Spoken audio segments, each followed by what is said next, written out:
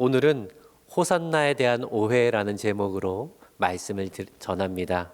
호산나, 이 단어를 처음 들어보시는 분은 별로 안 계실 것입니다. 우리가 신앙생활 하면서 자주 듣는 익숙한 단어입니다. 복음송에서 가사에도 많이 등장을 하죠. 예전에 호산나 호산나 높은 곳에서를 찬양하면서 율동했던 기억이 떠오릅니다. 이 호산나는 헬라어인데 히브리어 호시아나라는 이 히브리어를 헬라어로 음역을 한 겁니다. 그 뜻은 지금 구원하소서라는 의미입니다. 이 단어가 구약 성경 110편 118편 25절에 처음 등장하는데요. 우리 같이 한번 읽어볼까요? 시작. 여호와여 구하옵나니 이제 구원하소서. 여호와여 우리가 구하옵나니 이제 형통하게 하소서. 이제 구원하소서. 우리를 형통케 하소서. 이제 구원하소서가 히브리어로 호시아나, 헬라어로 음역하면 호산나가 되는 것입니다. 시편 118편의 이 말씀을 보면요, 하나님의 은혜를 고백하는 귀한 그런 내용들이 있습니다. 우리 몇 구절만 볼까요? 우리 118편 1절 같이 한번 읽습니다. 시작. 여호와께 감사하라. 그는 선하시며 그의 인자하심이 영원함이로다. 우리 5절도 한번 같이 읽을까요? 시작. 내가 고통 중에 여호와께 부르시었더니 여호와께서 응답하시고 나를 넓은 곳에 세우셨도다. 6절도 있습니다. 여호와는 내 편이시라. 내가 두려워하지 아니하리니 사람이 내게 어찌할까. 21절 있습니다. 시작. 주께서 내게 응답하시고 나의 구원이 되셨으니 내가 주께 감사하리이다. 아멘. 이 고백 이후에 등장한 단어가 호산나, 지금 구원하소서라는 감동의 고백인 것입니다. 오늘 본문의 유다 백성들도 이와 같은 감동 속에서 호산나를 외치며 예수님을 맞이합니다. 예수님은 어린 나귀를 타시고 예루살렘 성에 입성하시고 사람들은 자신의 겉옷을 벗어서 길에 깔고 종려 가진 나무를 흔들면서 예수님을 칭송하고 환영하는 그 장면이 오늘 본문에 나옵니다. 우리 9절과 10절의 말씀 우리 같이 한번 읽어볼까요? 시작. 뒤에서 따르는 자들이 소리 지르되 호산나 찬송하리로다. 주의 이름으로 오시는 이여 찬송하리로다. 오는 우리 조상 다윗의 나라여 가장 높은 곳에서 호산나 하더라. 아멘. 예수님을 앞서거니 뒤서거니 하면서 호산나를 외치는 이 장면을 상상하면 참 웅장하고 또 감격스럽기도 합니다. 이날은 안식일 다음 날이었습니다. 우리로 하면 주일이죠. 그래서 우리는 이 날을 종려주일이라고 부르고요. 올해 종려주일은 4월 13일입니다. 첫 번째 종려주일에 벌어진 일은 우리가 인간적으로 바라볼 때는 감격스럽고 황홀하기까지 합니다. 그런데요, 예수님은 기뻐하지 않으셨어요. 오히려 예루살렘과 그 백성들을 보면서 눈물을 흘리십니다. 오늘 본문에는 언급되어 있지 않지만 같은 사건을 기록한 누가복음 19장 41절을 보니까 예수님이 예루살렘 성 가까이 오셨을 때에 그 성을 보시고 우셨다라고 기록되어 있습니다. 이 우시다라고 번역된 헬라어 클라이오라는 이 단어는요, 감동을 받아 눈물이 찔끔 나는 것이 아니라 슬픔이나 고통으로 인하여서 정말 꺼이꺼이 흐느끼는 그 모습을 나타내는 동사입니다. 예수님의 주변 사람들은 종려나무 가지를 흔들며 기쁨으로 호산나를 찬양하며 외쳤지만 정작 예수님은 그들의 외침 속에서 슬픔과 고통을 느끼시며 안타까움의 눈물을 흘리셨다라는 거예요. 왜 예수님과 사람들의 감정은 이토록 달랐을까요? 그 이유는 사람들이 외친 호산나에 대한 오해 때문이었습니다. 그들은 호산나를 외치지만 예수님이 예루살렘에 가셔서 무엇을 하려고 하시는지 그 방향과 목적을 전혀 이해하지 못하고 있었습니다. 예수님은 오해 속에 외쳐지는 호산나의 그 찬송을 들으시면서 오히려 깊은 아픔과 안타까움을 느끼셨다라는 거예요. 그렇다면 당시 무리들이 오해했던 호산나는 어떤 의미였을까요? 우리도 혹시 그런 호산나를 외치고 있지는 않은가? 우리는 그 호산나를 외치고 있는데 우리 주님은 그 외침을 들으면서 마음이 무겁고 답답하고요, 오히려 마음의 고통을 느끼신 것은 아닌가, 우리가 묵상해 보기를 원합니다. 오늘 말씀을 통하여서 우리를 구원하신 예수님의 마음과 시선을 함께 바라보며 참된 찬송과 믿음으로 나아가게 되기를 주님의 이름으로 축원합니다. 아멘. 이제 오늘 본문 속 사람들이 외쳤던 호산나에 담긴 오해가 무엇이었는지를 오늘 본문의 상황과 배경을 통해 살펴보도록 하겠습니다. 8절과 9절의 말씀 볼 텐데 8절은 제가 읽고 9절은 우리 성도님들이 있습니다. 많은 사람들은 자기의 겉옷을, 또 다른 이들은 들에서 벤 나뭇가지를 길게 펴며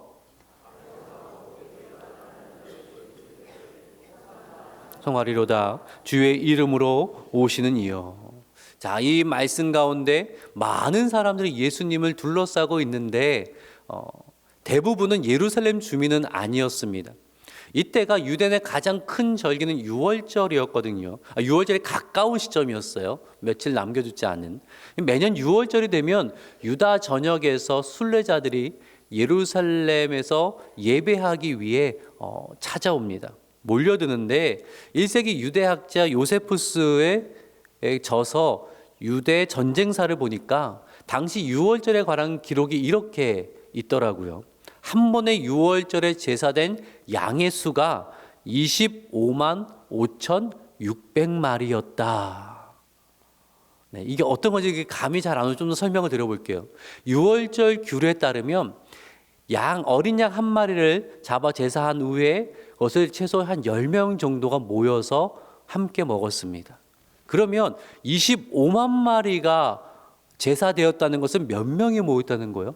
최소한 200만 명 이상이 예루살렘에 모였다라는 거예요.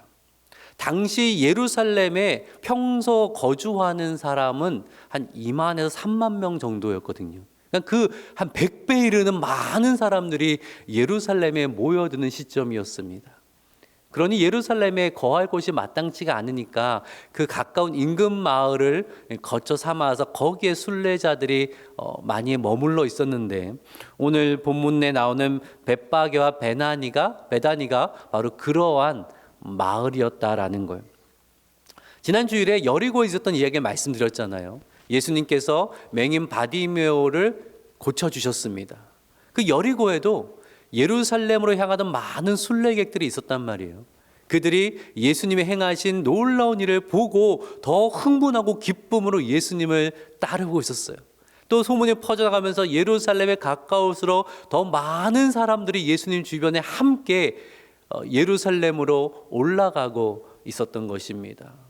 더 무리는 커지고 열광하는 그러한 상황이고요. 마침내 예루살렘 가까이에 왔습니다. 그때 제자들에게 예수님 명하시기를 아무도 타보지 않은 나귀 새끼를 가져오게 하시고 그 나귀를 타고 예루살렘에 입성하셨어요. 평소에 먼 길을 오신 건데 상당히 오르막길이거든요. 처음부터 타고 오시면 좋을 텐데 가까이 가셔서 나귀 새끼를 타고 올라가셨단 말이에요. 거기는 특별한 이유가 있는데 그 이유는 좀 이따가 살펴보도록 하고요. 지금은 예수님을 따라다니는 무리들의 마음을 좀 보도록 하죠. 사람들이 예수님 가는 길에 자신의 겉옷을 벌어 깔아드렸고요. 종려나무 가지를 흔들면서 호산나를 외쳤는데 그 이유를 알려면 이들이 어떠한 마음으로 호산나를 외쳤는지를 좀 살펴봐야 됩니다. 호산나는 고백에 담긴 그들의 기대가 무엇이었는가, 그리고 무엇을 오해하고 있었는가를 말씀을 드릴게요. 사실 오늘 본문에 등장하는 이 장면, 많은 무리들이 종려나무 가지를 흔들면서 이렇게 칭송하고 외치는 이 장면은 전혀 새로운 것이 아니었습니다. 과거에도 이런 일이 있었단 말이에요. 개신교 성경에는 포함되어 있지 않지만 카톨릭 성경에는 마카베오기라는 경전이 있습니다. 우리는 그것을 외경이라 부르는데 마카베오기 상권 상권 13장 51절을 보면 이렇게 기록이 되어 있습니다. 제가 한번 읽어볼게요. 171년 둘째 달 24날에 유다인들은 야자나무 가지를 들고서 찬미를 드리고 비파와 자바라와 수금에 맞추어 찬미가와 노래를 부르며 그 안으로 들어갔다. 큰 적이 망하여 이스라엘에서 쫓겨났기 때문입니다. 예수님의 예루살렘 입성과 참 비슷하지 않습니까? 이 장면은 주전 142년 유다가 시리오 셀루코스 왕조로부터 해방될 때의 그날의 모습입니다. 유다는 오랜 세월 시리아의 통치를 받았고요. 특히 안티오코스 4세 에피파네스가 왕이 되었을 때에는 유대인의 고난이 더욱 심해졌습니다. 이 에피파네스 왕은요, 헬라 문화를 강제로 유다 땅에 도입을 하려고 했어요. 그리고 유다의 종교 전통을 말살하려고 했습니다. 예를 들어서 예루살렘 성전에 제우스 신상을 두게 했고요. 또 제단에 바쳐지는 동물로 유대인들이 부정하게 여기는 돼지를 제물로 삼아서 바치게 했다라는 거예요. 할례와 안식일 준수를 금지시켰고요. 율법 즉 토라를 가지고 있는 사람은 어린아이일지라도 공개 처형을 했습니다. 그러니 유대인들의 고통은 극심해지고 마음의 반감이 커져갈 때에 제사장 마따디아서 그의 아들들이 반란을 일으켰어요. 이것을 마카베오 혁명이라고 부릅니다. 마카베오 혁명. 이 마카베오 혁명이 주전 167년에 시작돼 한 25년간 이어졌고요. 결국 주전 142년에 유다는 해방을 선포하고 독립국가를 세우게 되었습니다. 그 아들 중 시몬이 성전을 되찾아서 성전 안에 있던 이방 군대들 다 물리쳤고요. 성전을 깨끗하게 정화시켰습니다. 그리고 다른 아들 유다 마카베오가 이 성전을 들어가는 축하 행렬을 이끌었거든요. 그때 유대인들이 나뭇가지를 흔들며 자신을 구원하신 하나님을 찬양하고 독립전쟁을 이끈 마따디아스의 가문을 열렬히 칭송했단 말이에요. 이처럼 종려나무 가지와 환호는 민족 해방과 연결된 상징이었습니다. 민족 해방. 그래서 오늘 본문의 사람들도요, 예수님의 예루살렘 입성을 그와 같은 정치적 해방 사건으로 바라보고 있었다라는 거예요. 하지만 마카베오 혁명이 오래가진 않았어요. 이 사람들이 권력을 지니까 부패해 가는 겁니다. 그러면서 갈등이 생기고 왕위 다툼이 생기고 그런 혼란한 틈에 주전 63년에 로마 장군 폼페우스에 의해서 예루살렘 함락이 되거든요. 그러니 유다 백성들 다시 절망에 빠진 겁니다. 진짜 메시아가 왔으면 그런 기대 속에 있는데 예수님이 나타나신 거예요. 예수님의 능력은 그 전에 메시아라고 자신을 이야기했던 그 영웅동안 차원이 다른 능력이었습니다. 예수님은 맹인을 눈뜨게 하시고 사람을 일으키시고 죽은 자를 살리시고 파도와 바람도 잠잠하게 하신 놀라운 능력을 보여주셨어요. 그 초자연적 능력을 가진 예수님이 이제 예루살렘으로 입성하시니까 사람들은 흥분하는 겁니다. 정말 강력한 혁명가가 오셨다. 다윗 왕조의 영광을 회복시켜 줄 진짜 메시아가 드디어 오셨다. 이런 생각을 했던 거예요. 그리고 이런 생각 속에서 그들은 종려나무 가지를 흔들며 지금 구원하소서 호산나를 외치고 있었다라는 거예요. 자, 그렇다면 예수님의 호산나는 백성들의 호산나와 무엇이 달랐을까요?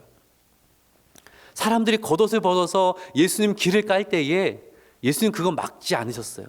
우리가 생각한 예수님 같으면 야야 그거 하지 마라. 뭐 그렇게까지 하냐. 너무 유난 떨지 말아라. 조용히 해라. 이렇게 하실 것 같은데 그냥 겉옷을 펴서 길에 깔게 놔두셨어요. 사람들이 호산나 다윗의 자손이여 라고 그렇게 칭송할 때도 예전에는 잠잠하라라고 하셨던 그 예수님께서 지금은 마음껏 그렇게 찬양하도록 내버려 두셨어요. 왜냐하면 예수님은 그들의 외침처럼 하나님의 보내신 왕이고 메시아시고 지금 사람들을 구원하시기 위해서 예루살렘에 들어가고 계시기 때문이었습니다. 그런데요, 예수님께서 이루시려는 구원이 사람들이 기대하는 것과는 다른 거예요.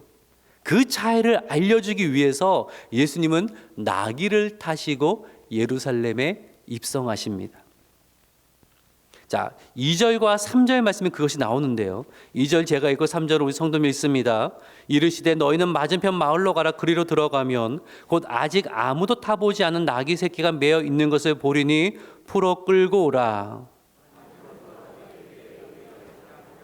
주가 쓰시겠다 하라. 그리하면 즉시 이리로 보내리라 하시니. 조금 낯설게 느껴지지 않아요? 마치 이런 거 아닙니까? 저 맞은편에 마을 가면은 새 차가 하나 있으니까 거기 안에 키가 꽂혀 있을 거야. 그러면 그냥 몰고 와. 이런 말씀이거든요. 갑자기 무슨 말씀을 하시는 걸까? 지금까지 걸어오신 예수님이 왜 새 차 타고 들어가려고 하시는 걸까? 이런 궁금증이 생길 수 있을 텐데요. 제자들도 좀 의아해한 것 같아요. 예수님이 말씀을 덧붙이는데 그 주인이 묻거든 주가 쓰시겠다 해라. 그러면 즉시로 쓰게 할 거다. 이렇게 말씀하셨어요. 제자는 그 말씀을 듣고 그 마을로 가서 그대로 했더니 정말 예수님 말씀처럼 나귀 새끼를 가지고 예수님께 오셨고 예수님 타고 가셨어요. 이것을 너무나 신비롭게 해석할 필요는 없을 것 같아요. 예수님 모든 걸 다 맞아요. 또 모든 걸 다 아시고 맞은편에 그 아무도 타보지 않은 나귀 새끼가 있는 것을 아셔서 보내셨다라고 해석도 할 수 있지만 또 한편으로는 미리 나귀 주인과 약속이 되어 있어서 내가 제자를 보낼 텐데 그 제자가 주가 쓰시겠다 하라라고 말하며 그거 내어주시오. 그럼 내가 좀 쓰고 돌려주겠소라고 그렇게 약속이 되었다 보는 견해도 있는데 저는 이 견해가 좀 더 자연스럽지 않나라는 생각을 합니다. 아무튼 이 중요한 것은 뭐냐면 예수님이 처음으로 스스로를 주라고 칭하셨어요. 큐리오스라고 칭하셨어요.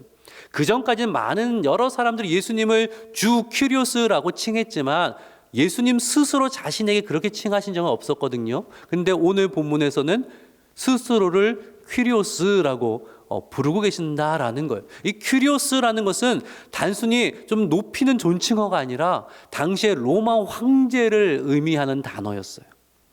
예수님이 스스로 내가 왕임을 선언하고 계시는 거예요. 그런데 왕이면 뭐 타야 됩니까?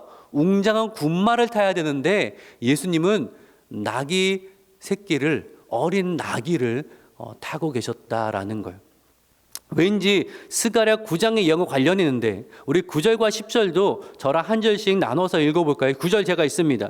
시온에 따라 크게 기뻐할지어다 예루살렘에 따라 즐거이 부를지어다. 보라 내 왕이 내게 임하시나니 그는 공의로우시며 구원을 베푸시며 겸손하여서 나귀를 타시나니 나귀의 작은 것 곧 나귀 새끼니라.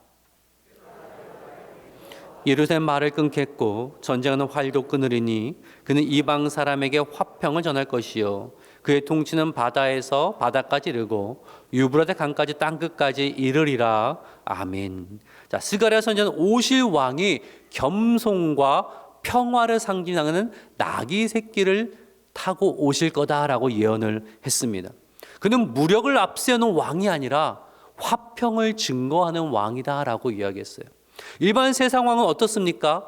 다른 이를 희생시켜서 본인의 나라를 건설합니다. 그것이 일반 세상 왕의 모습이에요. 근데 예수님은 어떻게 하신다고요? 다른 이를 희생시켜서 본인의 무언가를 이루는 것이 아니라 스스로를 희생하셔서 참된 평화와 구원을 이루시는 왕이시다라는 거예요. 그리고 그 구원이 바로 십자가라는 거죠. 하지만 사람들이 이 메시지를 이해하려 하지 않았습니다. 그들이 원하는 왕은 어떤 거예요? 강력한 힘을 바탕으로 대적을 무너뜨리는 왕, 로마를 물러치고 다윗 왕조의 영광을 회복시키는 전쟁의 영을 원했거든요. 예수님이 그런 방식을 하지 않으시는 거예요. 그래서 사람들은 분노했고 실망하고 나중에 예수님을 십자가에 못 박으라고 그렇게 외쳤다라는 것입니다. 자, 오늘은 좀 길게 설명을 드렸는데요. 무리들이 외쳤던 호산나 이 오해가 어디에서 비롯된 겁니까? 바로 내가 주인 되기 원하는 마음에서 비롯된 거예요. 내가 주인 되기 원하는 마음. 하나님 방식이 아니라 내 방식대로 이루어지기를 원했다는 거예요.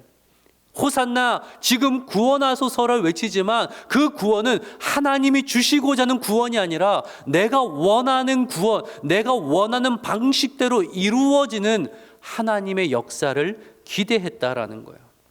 근데 하나님의 아들이신 예수님께서 그 기대를 충족시키지 못하자 그 무리들은 이내 실망했고 분노했고 예수님을 떠났다라는 거죠. 혹시 이것이 우리의 모습은 아니냐라는 거예요. 우리도 하나님께 하나님 우리를 도와주십시오, 우리를 구원하소서 외치지만 그 안에 담긴 뜻은 정말 하나님을 향한 갈망입니까?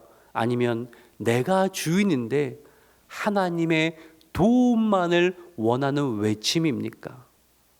하나님을 사랑하는 외침입니까? 아니면 하나님을 사용하고자 하는 외침입니까? 하나님의 뜻이 이루어지길 원하는 외침입니까? 아니면 내 뜻을 이루기 위한 외침입니까? 한 주간의 삶을 돌아봅시다. 누가 주인이었습니까? 하나님의 주되심을 인정하며 하나님의 뜻이 이루어지기를 소망하며 기도하며 여러분 한 주간의 삶을 살아가셨습니까? 아니면 내가 주인 되어서 하나님이 내 삶에 맞추시기를 끊임없이 요구하는 삶을 살지는 않았는가? 예수님은 하나님의 뜻을 외면한 채 세상의 방식을 따르는 무리들을 보면서 눈물을 흘리셨습니다. 왜냐하면 세상을 따르는 자 결국 세상에 의해 무너질 수밖에 없거든요. 실제로 힘과 권력을 따르던 예루살렘은 주 70년 로마 장군 티투스에 의해서 완전히 무너졌습니다. 그들이 자랑했던 성전은 완전히 짓밟히고 폐허가 되고 말았다라는 거예요. 오늘 본문 우리에게 질문합니다. 여러분은 어떤 삶의 길을 따르고 있습니까? 여러분의 외침은 무엇입니까?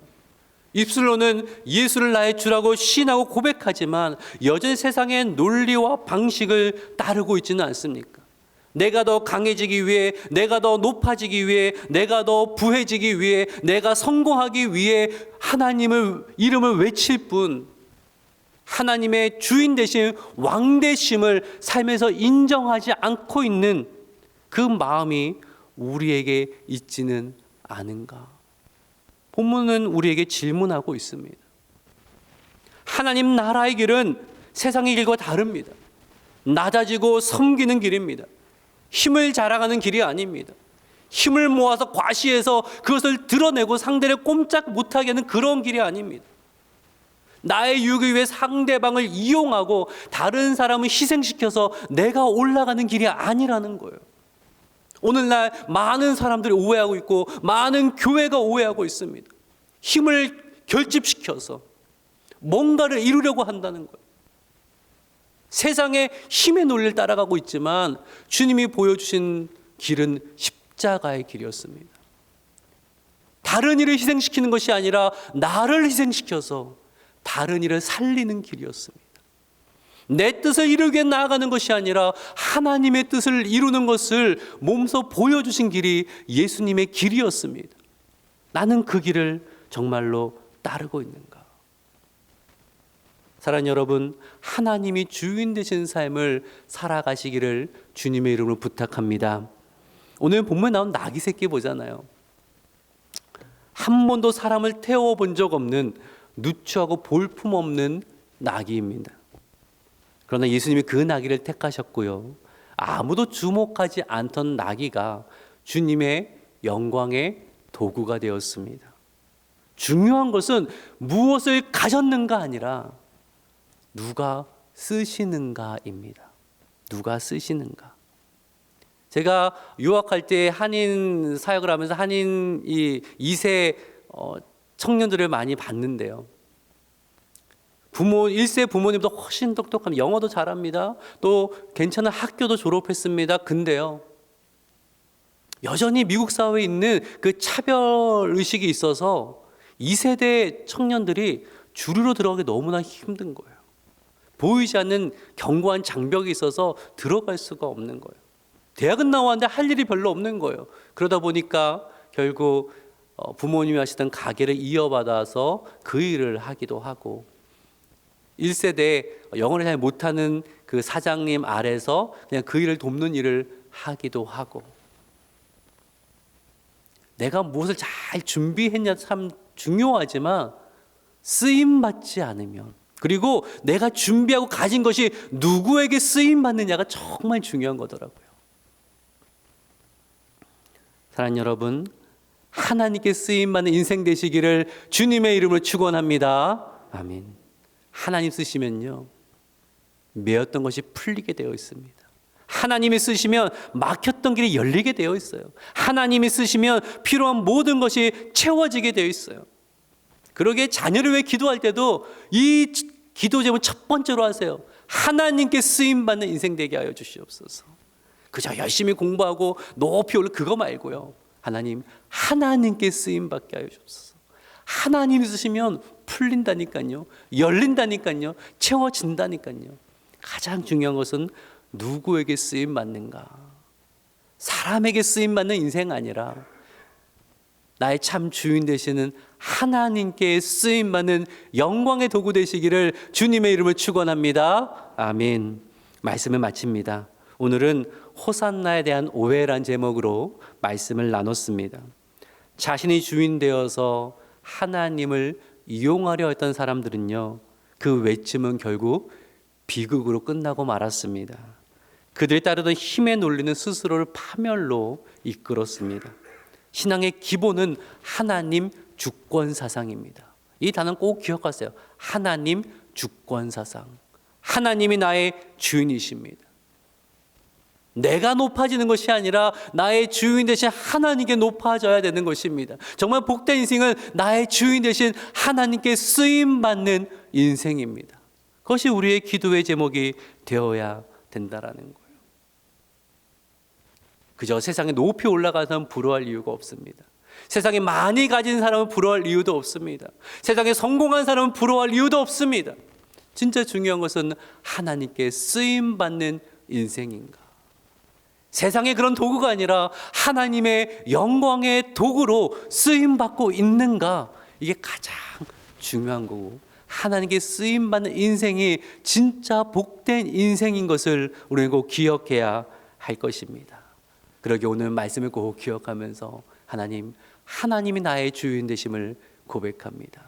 어떤 사람에게 쓰임받는 인생이 아니라 만물의 주인 되시는 영원한 왕이 되시는 하나님께 쓰임받는 인생 되게 하여 주시옵소서.